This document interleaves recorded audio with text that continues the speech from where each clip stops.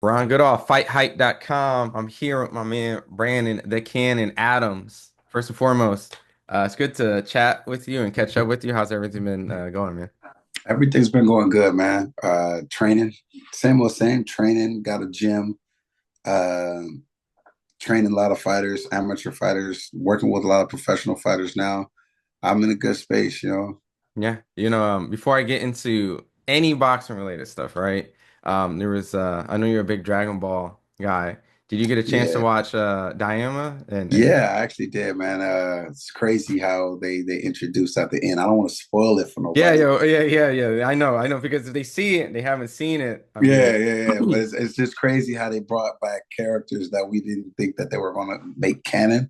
You know what I'm yeah, saying? So it was exciting. It was a breath of fresh air to see these particular characters, yeah. you know, show face. Yeah. It was cool. It was cool.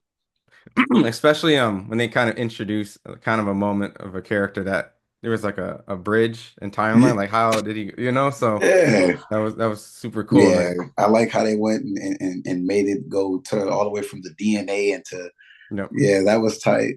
yeah, Vegeta got his little love, but I feel like he deserved a little more. yeah, He's yeah. the character we all love because of what he goes through. Hmm. You know what I'm saying? So I can't wait to see what they're gonna do. Yeah, They left it open for it to be another season. I do know that, yeah, but yeah, we're gonna see. yeah. And I think it was a good way for Toriyama to, rest in Yeah. peace. But this was a nice touch to his legacy. But getting back to you, and it's funny that you bring up Vegeta. It seems like, in your career, you've never had the beautiful yellow brick road, or just being able to just get, the fights with ease. You kind of went through the gauntlet with the Contender Series to having to move up weight to now, which is one of your good friends, Jamal Charlo, but Hmm, had a hmm. fight, a top premier guy that was in a weight class above, to then kind of like strangely after knocking off a guy, Sergey Boyacek, kind of like aimlessly just not being shuffled to now going through the OTX, and then now, which seems to be a lot of controversy in that decision on when you beat Katsura. Oh, when you lost to Well, you got it Katsura, right though. um, which sparked a lot of controversy in that sense. So I guess wanted to just kind of catch up with you from that point, from the OTX loss that you had, which a lot of people have spoke and debated on the decision. Yeah, man. Trying to keep my head above water. Honestly, not allowing that decision to affect me so much to where it depressed me, honestly, because me going into that fight and then leaving out, knowing that I'm the victor, knowing that I won, knowing that I've done everything, not that I could possibly do, but for that night, put up a much more strategical, better fight, and kept it strictly boxing to get the W, man. And just to hear his name called at the end, I was like, I was stumped, and I was for certain if they reviewed the fight that they were going to reverse everything because I was like, look, man, entirely too many leading headbutts, too many, and entirely too many low blows. I was for certain it was going to get looked at and just be like, all right, look, man, the least they can do is to make it a no contest and order another rematch. And the powers that be, they didn't look into it. They didn't look into it. They said that they reviewed it. I have the emails, man. They said they looked into it and they didn't want to overturn anything, and they would rather keep everything the way that it was. And they wish our careers the best. And I was like, no, man, this is our livelihoods. This is our careers, but this is our lives. You guys have an opportunity of just looking at, I time stamped every low blow, and I literally time stamped over 32 low blows. I time stamped them. I have the information. I mean, like I had to because I wanted to make sure that they just made it a no contest. I didn't want them to reverse the fight and make me the winner. No, I wanted to get back in the ring with him. But that's not what they wanted. And then the icing on the cake is when I was like, all right, man, well let's run it back. They like literally like, oh no, we we're going a different direction. That's all I was like, yeah. But you could tug tail, you know what I'm saying? You guys, y'all could talk about how big of a gladiator or warrior that you come from a different country, whatever y'all want to say, man. But I'm right here, and that fight was worth a rematch. And they're all like, "Oh no, I've been there, done that. We're going a different direction." I say, "Yeah, so much for y'all being warriors." So, uh, if and when it ever presents, like I'm not chasing after him. He's not in my eyes. He's not. He's a good fighter. I won't disrespect that. He's a fighter. He's made it to where he's made it, but he's not as good as they're gonna try to present him. And I understand that. They have a job to do. Promotion has a job to do. Management, he do. But when you go and look at the fight, man, the fight speaks for itself. Every fight that he fought within the tournament, he was just getting by, just getting nods, just getting the victory. When he fought Q, you know what I'm saying? He barely would, like, he didn't win the fight with Q, but somehow he won. Oh, because he's in Texas. It's his backyard. It says his backyard is Greece. Man's is from Greece. His backyard ain't Texas. Like, get out of here. I don't want to hear that. Yeah, that's like me going to go fight in Greece just because I moved over there. Nah, man, they're gonna always call me an American. They're gonna always say I'm from LA, I'm from Cali. You can't give me that kind of love. So for them to give him that kind of push, I'm just like, man, miss me, dude. We American. This is my backyard. Everywhere I go fight, you know what I'm saying? Everybody know what to expect. I'm fan favorite. That was wild. That whole fight that night was just, it was crazy. When when the low blow situation kind of happened, was there anything that when you and the ref kind of talked, like I'm sure that there was probably moments where he asked you or you spoke to him about maybe like telling him to warn a little bit more about it? Yeah. So what happened was is after the first low blow, I had, I told the referee, I said, man, he keep going low. And the referee was like, Adams, let me do my job. Like, and it was more so of like, you know, he was speaking to me as if he thought that I was complaining. And I don't have a right to complain. I mean, these shots are all fouls. I was like, ref, he's got to keep them up. And he was like, you focus on your job. I'm gonna focus on mine. And then he was like, again, he was like, stop complaining. And then when my corner had brought it to his attention, he was like, um, he kind of told them the same thing. You guys, y'all do your job. I'm the referee. If I see it, I'm gonna call it. And then he was like, Adams, you need to show me that you here to fight and stop complaining. And I was just like, wow. So then as we were fighting, a lot of times we would be, you saw cats a lead with his head, and a lot of times I would kind of like, and he'll throw the low blows, and I would look at the ref like, ref, come and do something.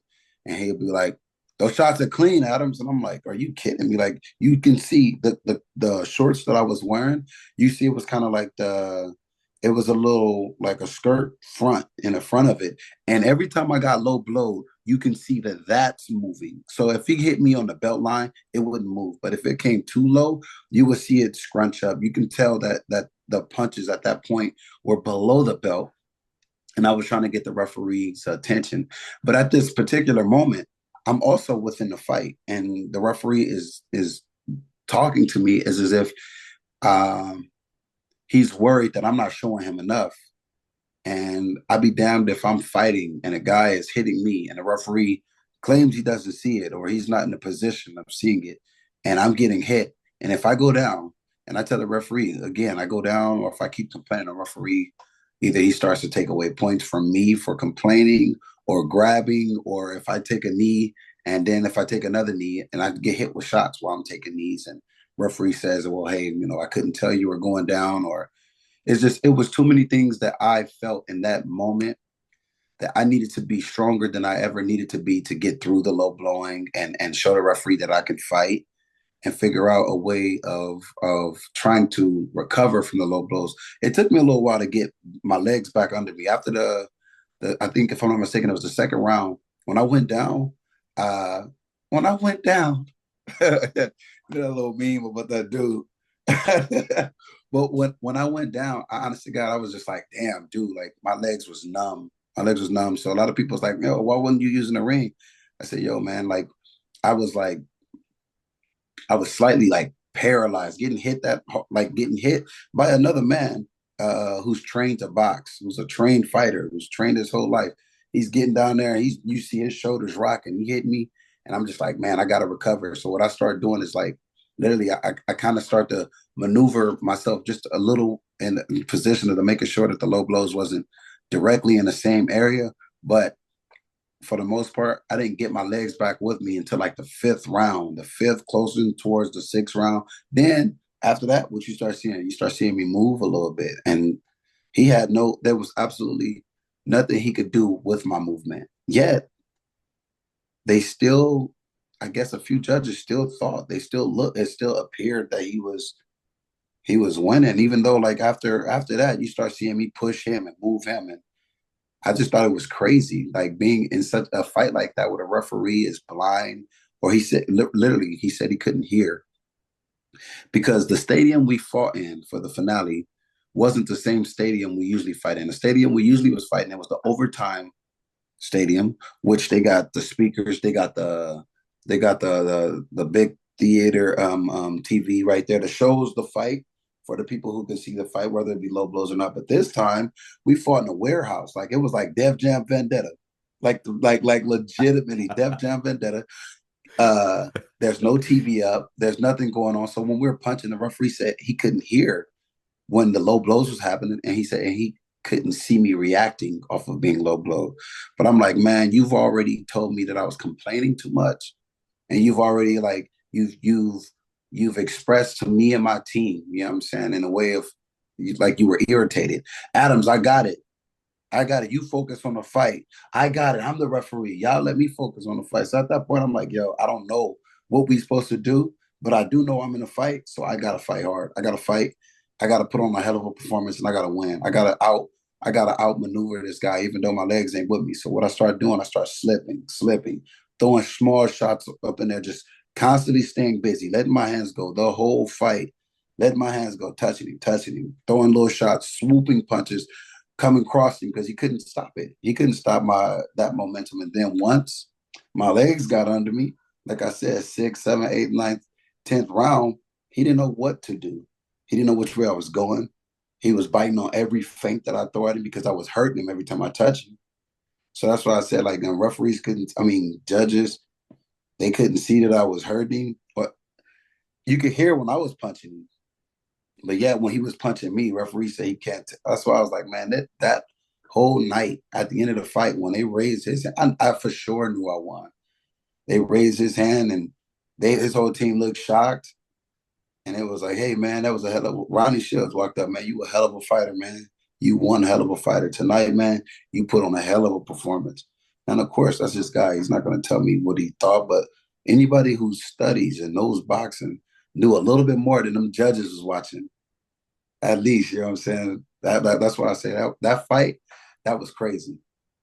Well, what's really interesting is with the WBC rankings, they I would assume they've updated it from this point, but they have you still above Kat Surakis. And so by all means, if that's correct and that's accurate on what they believe or after the fight, you're still climbing up that ranking. So I know that at the end of the day, you're not gonna probably get that rematch unless there's a mandatory position and or they're a champion or some sort. But what do you go from here now? Because Sergey Boyacek, a guy who had a very controversial fight as well with Virgil Ortiz. I went to that fight. I didn't watch it back on TV, but when I was there, I slightly favored Boyacek. I thought he won the fight, but it was still competitive, still very close. Virgil definitely came strong in the second half. So seeing he's ranked number one, you knocked him out. He came off of a loss, and you're coming off a controversy essentially. Like the rankings seems to put him up, and you're still kind of having to fight through this situation. So like, how do you think you're going to get up there, and do you think that you'll get an opportunity with one of these top guys up there? Uh, I believe honestly. Okay, so my ranking, being above Cats or me being 15 and him being 16, the WBC was there, and for the most part, they was like, hey man, honestly, we thought you won. Going back looking at the fight, Don't let this deter you. You keep training, you keep doing what you're supposed to do, and we're sure we're going to see you at the top fighting the top guys. And moving forward, finding out about Boychuk and it's bittersweet. Boychuk, after I beat him, I disappeared. On another hiatus. Boychuk's fighting. His promotion is doing him well, so he Mhm. keeps moving. He keeps winning. He's doing what his job. He's supposed to win. So his promotion's looking out for him. He's back up and he's fighting and he's at the top. I would love for Boychuk to want a rematch against me, but I don't think he'd be interested in fighting me. Although he's a warrior, I would love to get in the ring and fight Boychuk. It's me and Virgil's the only two guys to ever beat Boychuk. So there's a great sense of who did it better, if you will. I stopped Boychuk, however they want to, bring it up. I stopped Boychuk. He beat Boychuk. Me and him fight each other. Uh, who's the better Boychuk beater? You know what I'm saying? Yeah. We can fight each other. I would love to fight Virgil. As far as me fighting cats, I mean, I would love to fight cats, but just how everything went, I'm sure, I'd be surprised. I'd be happy, but I'd be surprised if they would go and look my way because me and him spoke. We were on Instagram talking, and it was more so of, hey, I wish you well, man, and there's no controversial between you and my fight. The only people who thought you won was your team. I was like, all right, bro. Well, if that's the point in case, then let's, run it back. I was an easy win.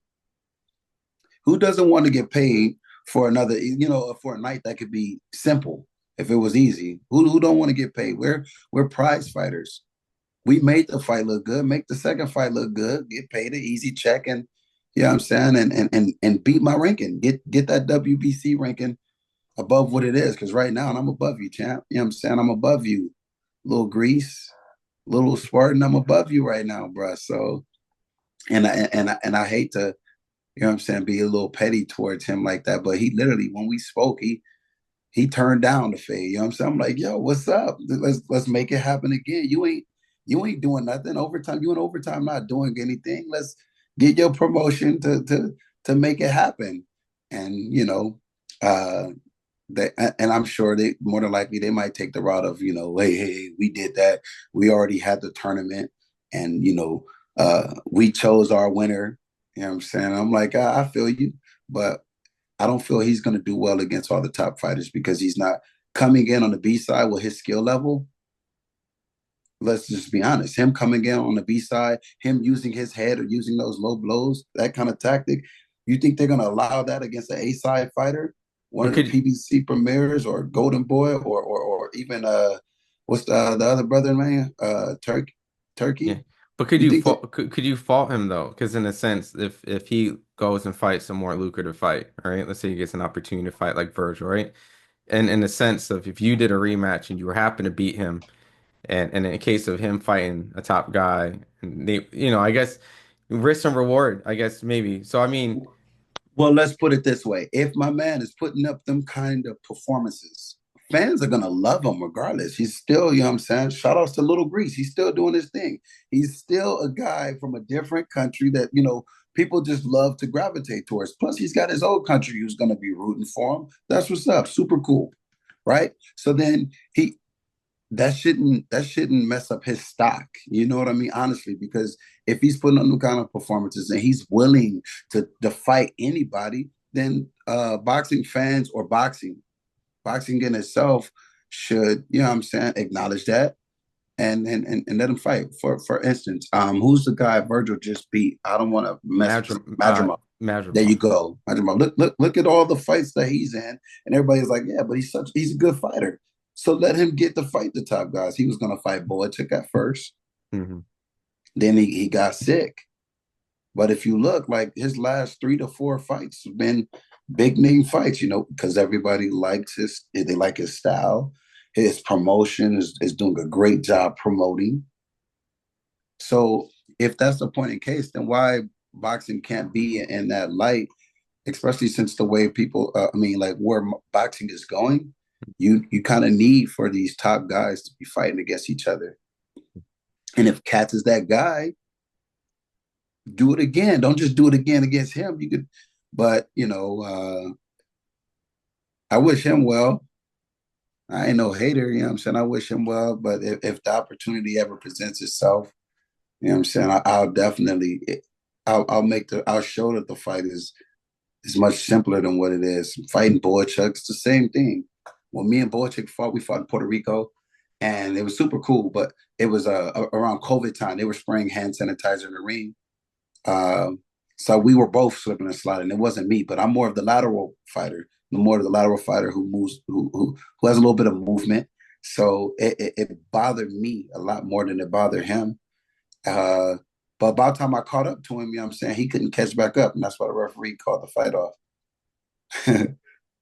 What do you think about there was a big fight that happened over the weekend. It was a unification. Jaron Boots Ennis won, and he was able to finish Stanionis and become the lineal champion. And I know by all means his goal is to be undisputed, right? He wants to Uh-huh. be, but if politics or certain things just don't play in favor, he's relatively big. I'm assuming he won't be at welterweight too long if he can't really make that happen. So if by all means, they're saying him and Virgil or maybe some of the top guys at 154.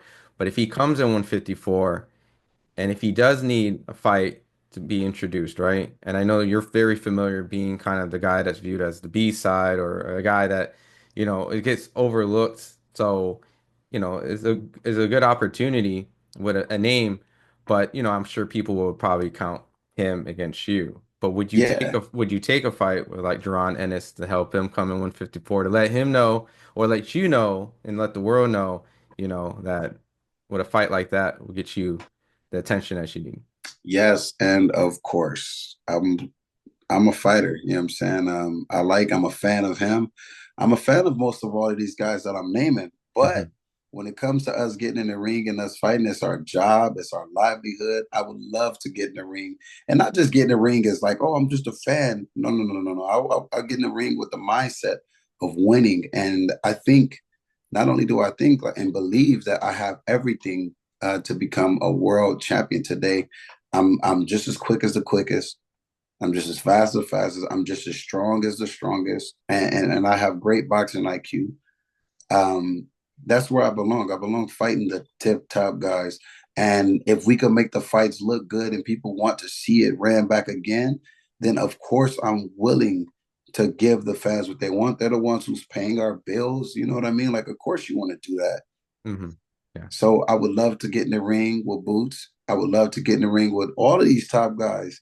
Um, It's just I'm in a space where I know I'm not everybody's favorite to get in the ring and fight, because of everything that I just said. Because I am strong, because because I am quick, because I do show a lot of IQ or experience, however they want to say it. So I know I'm not the first number people are going to call, and if they do give me a call, a lot of times they'll call me with a number that's so low that make me be like, oh man, like I know you guys can do better. And so then that's also another opportunity of being like, hey, well, we offered you to fight. You didn't want to accept it. And I'm like, well, it's just you're offering me pennies on the dollar. And Hmm. I wouldn't even be doing myself a justice, you know what I'm saying? Because at the end of the day, we fight to make a living for ourselves. I've been blessed with me owning a boxing gym, but you know, I want to. It's been long enough. I want to get up in here and fight the top guys and get paid. You know what I'm saying? Get rewarded the same way that they get rewarded. So now I can live comfortably and do whatever the heck I want to. Yeah.